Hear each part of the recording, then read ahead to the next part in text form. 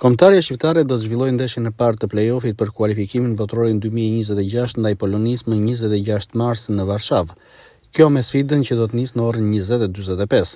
Kjo përballje konsiderohet mjaft e rëndësishme për kuqezinë, të cilët synojnë të hedhin një hap të sigurt drejt një tjetër arritje historike në arenën ndërkombëtare, për të synuar për herë të parë kualifikimin në kampionatin botror. Trajneri i kombëtares shqiptare Silvinho ka publikuar edhe listën me 26 lojtarë të grumbulluar për këtë ndeshje, si dhe për përballjen e mundshme të radhës ndaj Ukrainës ose Suedisë më datë 31 mars.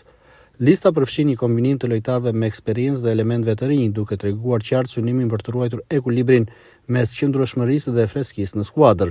Risi në këtë grumbullim janë mbrojtësit Stavropilo dhe Bujar Plana, të cilët marrin për herë të parë një ftesë nga kombëtarja shqiptare.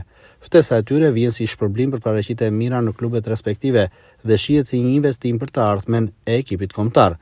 Ndërkohë tekniku brazilian i kombëtares shqiptare ka rikthyer në skuadër edhe disa nga lojtarët më në formë të momentit, si Ernest Nuçi që luan në Turqi dhe Anis Mehmeti që luan në Angli, të cilët pritet të kenë një rol të rëndësishëm në repartin ofensiv. Pritshmëritë janë të larta për këtë grumbullim, teksa Shqipëria synon të paraqitet në nivel maksimal dhe të marrë një rezultat pozitiv në transfert, pavarësisht vështirësisë që paraqet takimi me Poloninë.